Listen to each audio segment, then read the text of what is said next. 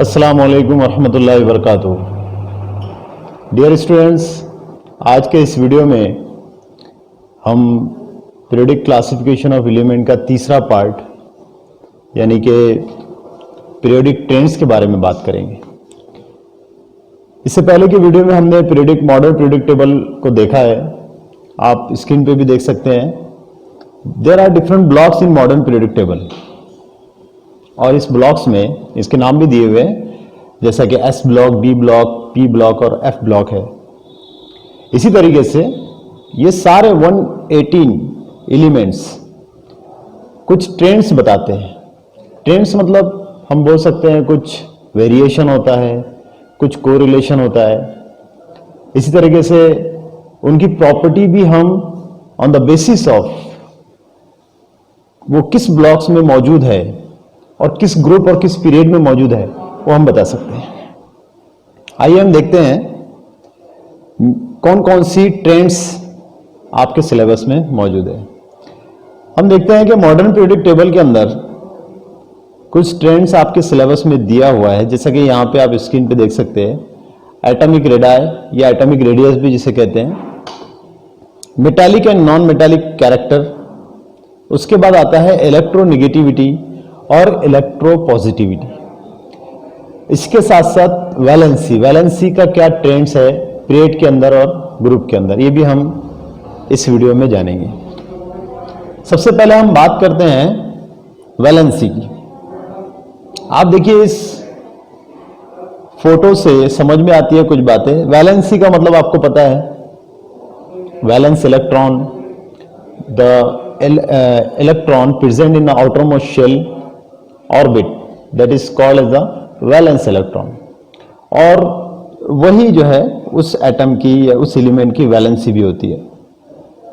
हम देखते हैं यहां पे पीरियड के अंदर भी और ग्रुप के अंदर भी। यहां पे एक बात देखने जैसी है कि पहले पीरियड के अंदर आप देखिए पहला एक ऑर्बिट है, दूसरे पीरियड में यहां पे दो ऑर्बिट आ गए, मतलब हम ग्रुप में जा रहे हैं। ग्रुप फर्स्ट की अगर बात करें तो पहले एलिमेंट में पहला ऑर्बिट, दूसरे नंबर पे जो एलिमेंट आ रहा है उसमें दो ऑर्बिट है, तीसरे नंबर पे जो एलिमेंट आ रहा है उसके अंदर तीन ऑर्बिट है। इसी तरीके से हम देखते हैं कि जब पीरियड में हम जा रहे हैं तो पहले नंबर पे जो एलिमेंट आ रहा है पहले पीरियड में उसमें फर्स्ट ऑर्बिट है, लेकिन डायरेक्ट अगर हम 18 नंबर पे चले जाए पीरियड के अंदर तो यहां भी एक ही ऑर्बिट मौजूद है। लेकिन अगर हम वैलेंसी की बात करें तो वैलेंसी जो है ग्रुप में, अगर हम नीचे जाते हैं, हम नेक्स्ट स्लाइड में इसको अच्छे से समझ सकते हैं। देखिए यहां पे properties of element in periods and group, उसमें नंबर 1 हम देख रहे हैं वैलेंस इलेक्ट्रॉन। तो यहां पे देखिए पीरियड के अंदर और ग्रुप के अंदर वैलेंसी का क्या ट्रेंड है हम देखते हैं। अगर हम सेकंड पीरियड की यहां पे एग्जांपल लिए है हमने, तो सेकंड पीरियड में lithium, beryllium, boron, carbon, nitrogen, oxygen, fluorine और नियॉन, इसमें इनका एटॉमिक नंबर 1 नंबर से इंक्रीज हो रहा है। हमको पता है कि मॉडर्न पीरियोडिक टेबल जो है वो एटॉमिक नंबर्स के बेसिस पे बना हुआ है, increasing order of their atomic number. जब हम इसकी इलेक्ट्रॉनिक कॉन्फ़िगरेशन देखते हैं तो देखिए यहां पे इलेक्ट्रॉनिक कॉन्फ़िगरेशन में शेल के नंबर सेम रहते हैं बिल्कुल पीरियड में, मतलब कि number of shell in second period दो ही रहेंगे, चाहे आप लेफ्ट टू राइट किसी भी एलिमेंट को देखिए। जब नंबर ऑफ शेल दो रहेंगे, लेकिन यहां पे देखिए आप वैलेंस इलेक्ट्रॉन जो है वो बढ़ते चले जा रहे हैं फ्रॉम लिथियम टू नियॉन। पहले 1 था, 2, 3, 4, 5, 6, 7, 8, यानी 1 नंबर से वैलेंसी बढ़ रही है इन पीरियड। इसी तरीके से अगर हम ग्रुप में बात करें तो देखिए यहां फर्स्ट ए ग्रुप दिया हुआ है, hydrogen, lithium, sodium and potassium example है। यहां पे देखिए इनका एटॉमिक नंबर क्या है 1, 3, 11, 19, लेकिन इनका इलेक्ट्रॉनिक कॉन्फ़िगरेशन देखिए और उसके मुताबिक इनके वैलेंस इलेक्ट्रॉन देखिए, वैलेंस इलेक्ट्रॉन सेम रहते हैं, जबकि शेल जो है वो 1 नंबर से बढ़ रहे हैं। तो यहां एक मेजर डिफरेंस हमको पीरियड एंड ग्रुप में समझ में आता है। पीरियड के अंदर क्या हो रहा था, नंबर ऑफ शेल जो है वो सेम रहते हैं, लेकिन उस शेल के अंदर नंबर ऑफ इलेक्ट्रॉन पीरियड में बढ़ रहे हैं, जबकि ग्रुप के अंदर नंबर ऑफ शेल जो है बढ़ रहे हैं, जबकि उसके अंदर मौजूद वैलेंस इलेक्ट्रॉन सेम रहते हैं। अगर यहां पे ग्रुप फर्स्ट ए की हम बात करें तो वैलेंस इलेक्ट्रॉन एक ही रहेगा, अगर दूसरे नंबर के ग्रुप की बात करें तो वैलेंस इलेक्ट्रॉन 2 हो जाएगी। उसी तरीके से अगर हम पीरियड के अंदर बात करें तो नंबर ऑफ शेल 2 है, लेकिन अगर हम तीसरे पीरियड पे जाएंगे तो नंबर ऑफ शेल 3 हो जाएगी। तो ये वैलेंसी का कुछ ट्रेंड है जो आपके 10th के सिलेबस में मौजूद है। दूसरे नंबर पे हम बात करते हैं, देखिए यहां पे वैलेंसी हमने देखा था और वैलेंस इलेक्ट्रॉन का एक दूसरे नजरिए से यहां एक स्लाइड बनी हुई है। देखिए यहां पे वैलेंस इलेक्ट्रॉन की क्वांटिटी दी हुई है जो कि 1 नंबर से बढ़ रहा है और वैलेंसी उसकी 1 to 4 तक इंक्रीज होती है, लेकिन वैलेंस इलेक्ट्रॉन जब बढ़ते चले जाते हैं 5, 6, 7, 8 तो अभी यहां पे वैलेंसी उसकी डिक्रीज हो जाएंगी, यानी कि 1 to 4 वैलेंसी इंक्रीज हो रही है पीरियड के अंदर, देन उसके बाद डिक्रीज हो रही है। इसी तरीके से ग्रुप में वैलेंस इलेक्ट्रॉन तो सेम रहेंगे, क्योंकि हम पहले ग्रुप की बात कर रहे हैं तो 1 ही रहेंगे वैलेंस इलेक्ट्रॉन, लेकिन वैलेंसी भी उसकी 1 ही रहेगी। तो ये पीरियोडिक ट्रेंड है वैलेंसी के ताल्लुक से। अब दूसरे नंबर पे हम बात करते हैं एटॉमिक रेडाई या एटॉमिक रेडियस जिसको बोलते हैं, या एटॉमिक हम साइज भी बोल सकते हैं। आपको मालूम है एटॉमिक रेडाई किसको कहते हैं, the distance between the centre of the nucleus to the outer most shell. अब ये एटॉमिक रेडाई पीरियड के अंदर और ग्रुप के अंदर क्या इसका ट्रेंड है ये हम यहां देखेंगे। यहां देखिए फिर एग्जांपल सेकंड पीरियड की हम ले रहे हैं और फर्स्ट ग्रुप की ले रहे हैं। अभी हमने देखा सेकंड पीरियड के अंदर इंक्रीजिंग ऑर्डर में एलिमेंट रखे हुए हैं from lithium to neon, from left to right in periodic table. Number atomic number उनका 3 से बढ़ते हुए 4, 5, 6, 7, 8, 9, 10 up to neon. Electronic configuration आपको पता है 1 नंबर से इंक्रीज हो रही है सेम शेल के अंदर, और हमने इससे पहले के स्लाइड में देखा है कि नंबर ऑफ शेल जो है यहां सेम रहते हैं, मतलब सेकंड पीरियड है तो 2 ही शेल रहेंगे। लेकिन अब देखिए एटॉमिक रेडियस क्या यहां पे हमको ट्रेंड बताया, एटॉमिक साइज डिक्रीजेस। व्हाई? यहां इसलिए कम हो रही है एटॉमिक साइज क्योंकि एक ही शेल के अंदर, देखिए हम लिथियम की एग्जांपल लेते हैं तो इलेक्ट्रॉनिक कॉन्फ़िगरेशन मिलती है हमको 2,1। बेरिलियम की एग्जांपल मिलती है 2,2। यहां पे एक नंबर से इलेक्ट्रॉन बढ़ गया, यहां एक नंबर से इलेक्ट्रॉन बढ़ गया, इस तरह 3, 4, 5, 6, 7, 8। इसका मतलब ये हुआ कि from left to right in period, in second period, अगर हम यहां एग्जांपल सेकंड पीरियड की ले रहे हैं तो number of electron is increasing in the same shell, जिसकी वजह से क्या हो रहा है कि नंबर ऑफ इलेक्ट्रॉन इंक्रीज हो रहे हैं, नंबर ऑफ प्रोटॉन भी इंक्रीज हो रहे हैं, शेल इंक्रीज नहीं हो रहे हैं पीरियड के अंदर।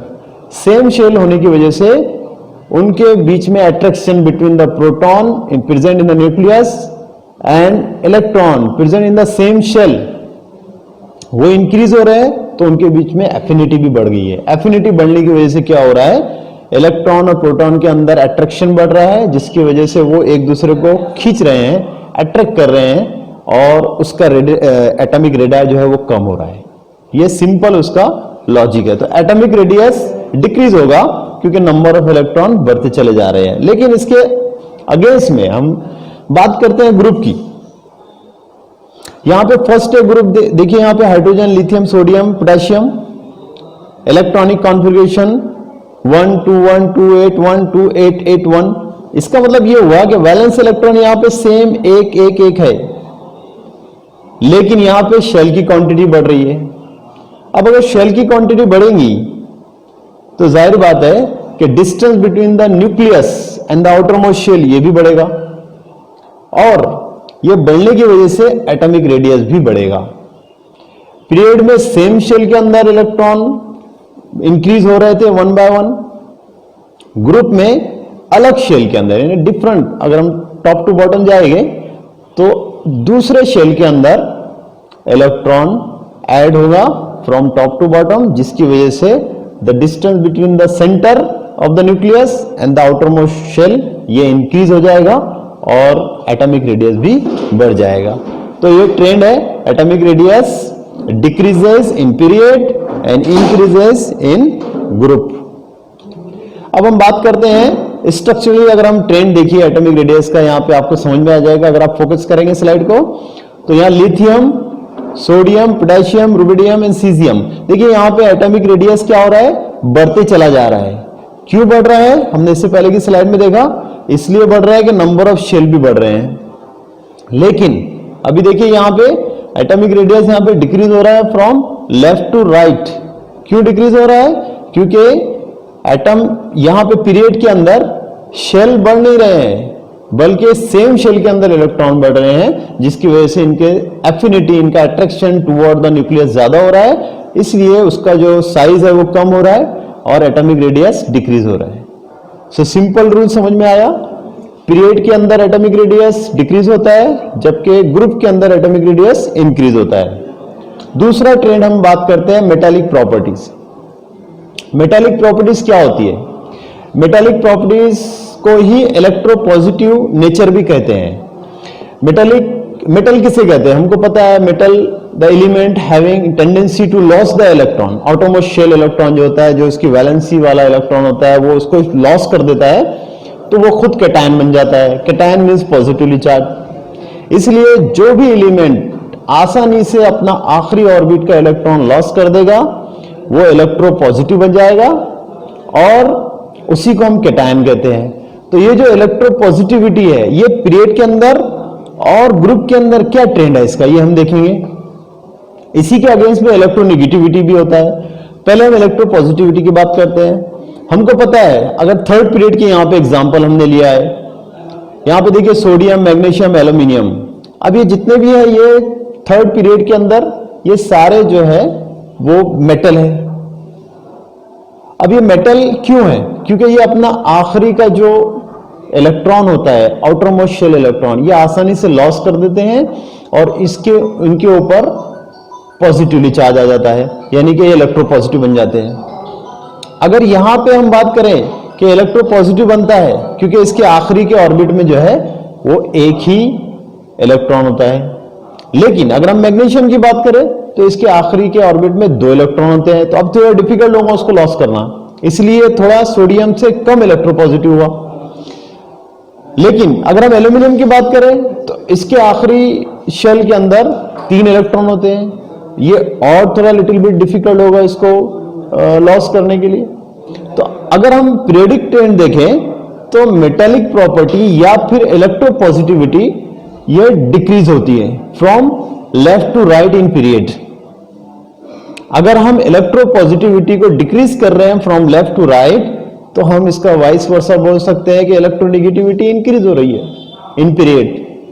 लेकिन अगर हम ग्रुप की बात करें तो देखिए यहां ग्रुप में कार्बन, सिलिकॉन, जर्मेनियम, टिन और लीड के एग्जांपल दिया हुआ है।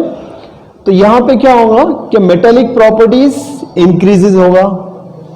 क्यों इंक्रीजेज होगा यहां पे मेटालिक प्रॉपर्टी, क्योंकि हमने इससे पहले की स्लाइड में देखा था कि नंबर ऑफ शेल बढ़ रहे हैं। जब नंबर ऑफ शेल बढ़ते हैं तो the distance between the proton nucleus and the outermost shell electron ये बढ़ जाएगा। जब ये डिस्टेंस बढ़ जाएगा तो आखिरी के शेल में मौजूद इलेक्ट्रॉन को लॉस करना आसान हो जाएगा। इसलिए यहां पे क्या हो रहा है, मेटालिक प्रॉपर्टीज इंक्रीजेज हो रही है।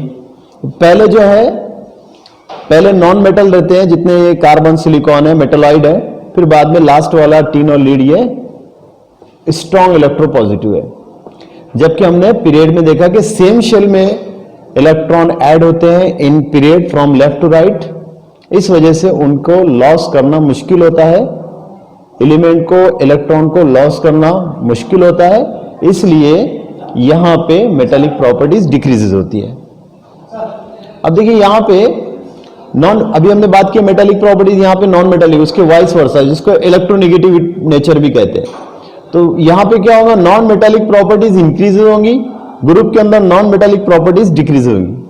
तो अगर आपने कोई एक चीज भी याद कर लिया, इलेक्ट्रोपॉजिटिविटी याद कर लिया, तो इलेक्ट्रोनेगेटिविटी उसका उलट रहेगा, वो आप ऑटोमेटिकली उसको लिख सकते हैं।